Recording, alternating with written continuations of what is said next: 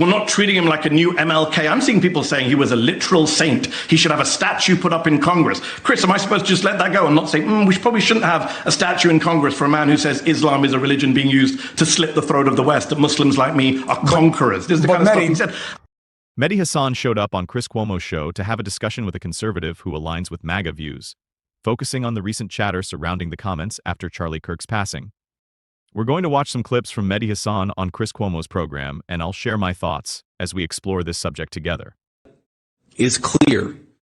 People on the left are much likelier to defend and celebrate political violence. This is not a both sides problem. They're already under major investigation. A lot of the people that you would traditionally say are on the left. They're already under investigation. The last message that Charlie sent me, we need to have an organized strategy to go after the left-wing organizations that are promoting violence in this country. It is a vast domestic terror movement. And with God as my witness, we are going to use every resource we have at the Department of Justice, Homeland Security, and throughout this government to identify, disrupt, dismantle, and destroy these networks and make America safe again for the American people. It will happen, and we will do it in Charlie's name. 3 quick points. 1, playing this to advantage is a mistake. 2, blaming a group for the act of an individual is a mistake and does nothing to encourage any different thinking. And 3rd, the statistics tell us a different story. We see violence from both sides. You can look it up for yourself. So the question is, what are we seeing in response to this? And what does it mean? Let's bring in Ken Cuccinelli, served as acting Deputy Secretary of Homeland Security in the first Trump administration, and Mehdi Hasan, founder and CEO of the media company Zeteo. And yes, Mehdi and I have been arguing on Twitter. I like Mehdi. I respect Mehdi. I don't care what happens on Twitter. He is always welcome to make his case. And anyone who thinks that I have any hostility towards him is making a mistake. Mehdi, thank you for being here. I appreciate it. Thank you for having me, Chris. All right. So let me start with you, Mehdi. How would you analyze what you're hearing in response to this murder from the left? From the left? I mean, just listening to the clips you played from the Trump administration, we're in a very dark moment. It's a very McCarthyite moment right now. I've been listening to your show. You made a lot of good points. The biggest point I think you've glossed over is the crackdown on free speech, this targeting of people for their views. I thought Charlie Kirk was supposed to be a free speech martyr. Why are the right using his death to crack down on free speech and American rights and go after this amorphous left? J.D. Vance lied today on the Charlie Kirk show when he said the statistics are clear that this is a left-wing problem. It's the exact reverse, right? Exact reverse. You look at the ADL Center for Extremism, which looked at 444 people killed by extremists between 2013 and 2022, 75% of them by the right. You look at the University of Maryland study that was done for their terrorism center, which found that from 1948 to 2018, right-wing extremists more likely to carry out violence than left-wing extremists. You look at the head of the FBI, who Donald Trump appointed, Chris Wray, who said the #1 domestic terror threat in this country comes from religious and racially motivated extremists, specifically white supremacists. You can keep going. The National Institute for Justice found that the majority of incidents since 1990, violent terroristic acts were right-wing extremists. The single biggest day of political violence, Chris, in our lifetimes in this country was January 6th, 2021, when right-wing extremists attacked the Capitol, injured police officers. They were ideologically motivated. You and I agreed it was an insurrection at the time. So it's bizarre for Vance to go on TV or go online and say the exact opposite of what both the official statistics say and the think tanks say. All of our evidence tells us. I mean, there was a Democratic lawmaker, Chris, I don't know how many times we have to say this, who was murdered in her home with her husband in June by a Trump supporter. And Donald Trump today said, who? When he was asked about it, he said, who? Mm-hmm. So, Mehdi, one quick thing. I do not think January 6th was an insurrection. I thought that it was all kinds of crimes. You said it at the time, Chris. I just don't. You called it an insurrection at the time. You did. You did. No, I checked your Twitter before I came on never thought. Okay, go ahead, show it to me. Check it afterwards. I never thought that they were trying to take over the government. That's what an insurrection is. But it doesn't matter. It was bad. But we're dealing with new bad stuff. But it was political violence. We can agree, right, Chris? It was political violence. 100%. It was political violence, but this was a murder for what somebody was saying. Well, they were trying to murder Mike Pence, Chris. They were trying to murder Mike Pence. Well, but they didn't. Those are just words. And if you killed somebody for saying it, you would have had a problem. Hold on, because he survived? Because Mike Pence survived an assassination attempt, it's fine? Well, it's no assassination attempt. They never had hands on him. They didn't do anything to him. But my point is speech versus actions, okay? But Ken, speech versus actions. Killing of a Democratic lawmaker this summer. Murder. Yeah, Hortman was killed. Two people were killed. Yes. That was murder. Go ahead, Ken. And Charlie Kirk's killing was murder. Speech is not violence, which is something we hear a lot in the rhetoric about free speech. Violence is violence. And one of the reasons it's important. Let me give you an example that clearly demonstrates how Chris Cuomo and Ken Cuccinelli are wrong in thinking that speech can't be violent and that only physical acts are violent. Charles Manson ended up with a life sentence because he got his followers to carry out murders even though he never personally killed anyone. This clearly shows that Ken Cuccinelli and Chris Cuomo are wrong when they say that speech can't be considered violent. Sometimes people get locked up for murder even if they didn't actually commit the act themselves. So Mehdi Hasan argues that Ken Cuccinelli and Chris Cuomo's opinions on speech not being the same as violence don't hold water. Honestly, I'd say Mehdi Hasan is probably the sharpest debater you'll find on TV or online these days. It really confuses me why anyone would try to take him on, especially since he's completely right in calling out J.D. Vance for falsely stating on Charlie Kirk's show that the problem impacts just one party and not both. We all know that Donald Trump is famous for lying as often as he breathes, all while pushing a plan to completely dominate the country. He's a master of chaos, aiming to reshape the nation to fit his personal vision. They're constantly misleading people just to grab more control. Could the endgame be imposing martial law so that Donald Trump can cancel the upcoming elections, both midterm and presidential? It's definitely a possibility worth considering. When Mehdi Hasan brings up what happened on January 6th, or talks about the lawmakers who were killed in Minnesota, the MAGA right just acts like none of that ever happened. To reject the speech as violence, which is one of the excuses I'm hearing an awful lot about excusing Charlie Kirk's murder, is because then you devalue the significance on a moral basis of actual violence. And it's important, an opportunity for unity that I think still exists is for everyone to reject violence for political ends. Chris, you'll remember I said this over and over and over back in 2020 when I was the deputy secretary and cities across the country were burning. And then elected officials were very accepting, frankly, and excusing. Some of them were helping in the form of bailing people out, violent protesters. You even noted that early on in that process that these things don't always have to be peaceful. And I disagree. They do have to be peaceful. That's something we should all, left and right, be able to agree on.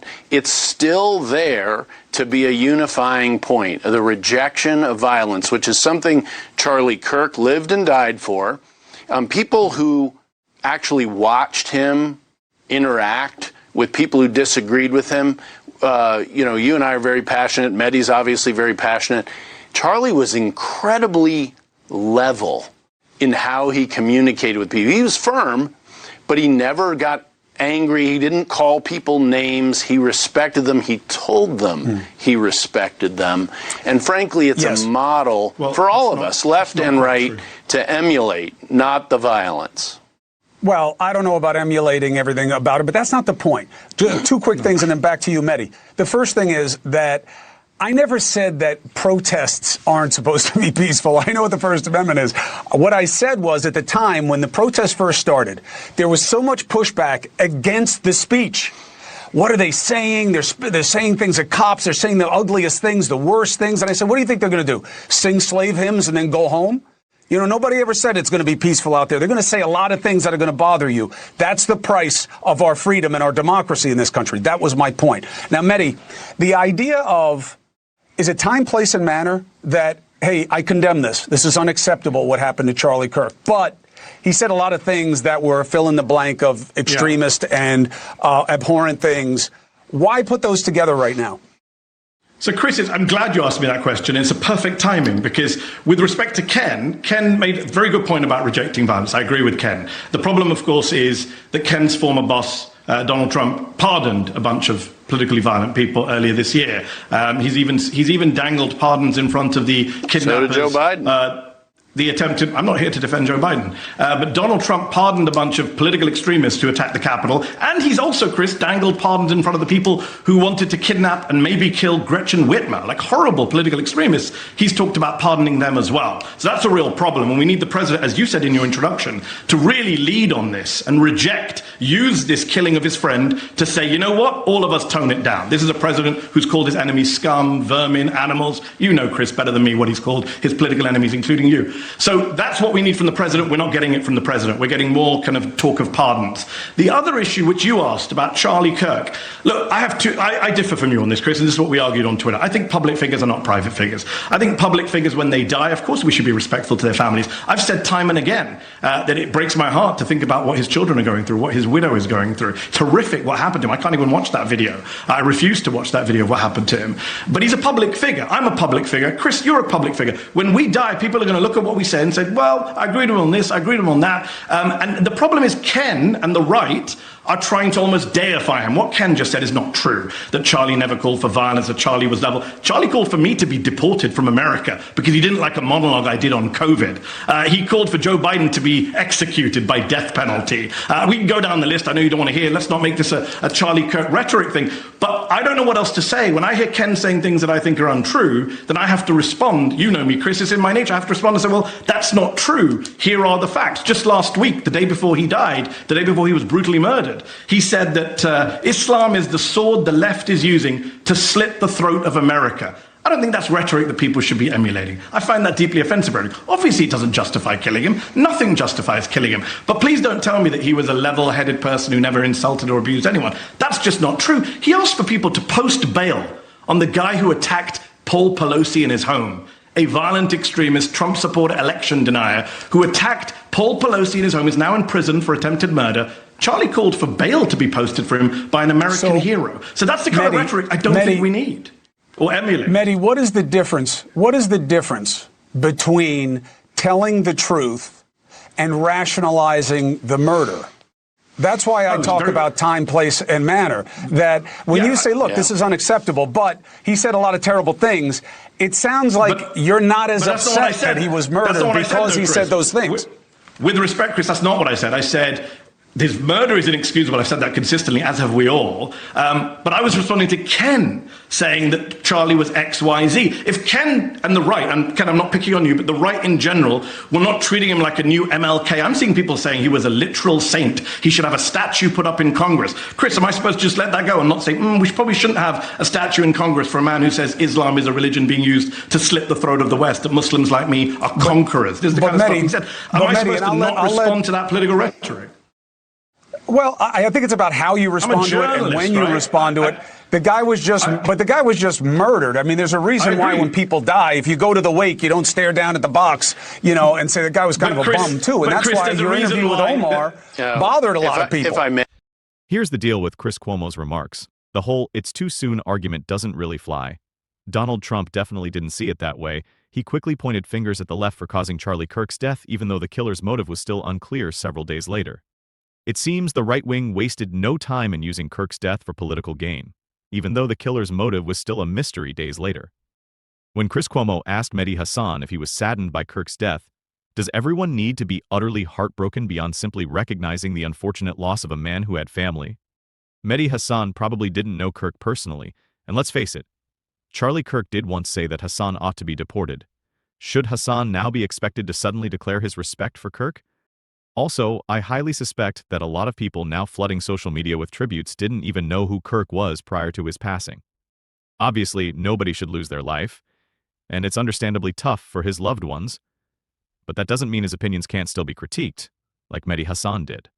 People are going overboard trying to turn him into some kind of legend. He wasn't a firefighter charging into flames, he was simply a podcaster who made fiery comments online, nothing beyond that. It really underscores the lack of ethical substance in the MAGA and right-wing groups if this is the person they're putting on a pedestal. They're treating him like some sort of role model. But don't forget, this is the same guy who implied that Joe Biden should face the death penalty. I'm wondering how you view the conversation between Mehdi Hasan and Ken Klippenstein on Chris Cuomo's show. Do you think it's premature to examine Kirk's rhetoric, given the right's push for retribution against the left, or is now the ideal moment to spotlight the harm caused by certain voices within the MAGA crowd? If Charlie Kirk is who they're banking on, we're honestly in a tough situation. I remember chatting with a friend who backs MAGA when the whole Kyle Rittenhouse thing came up.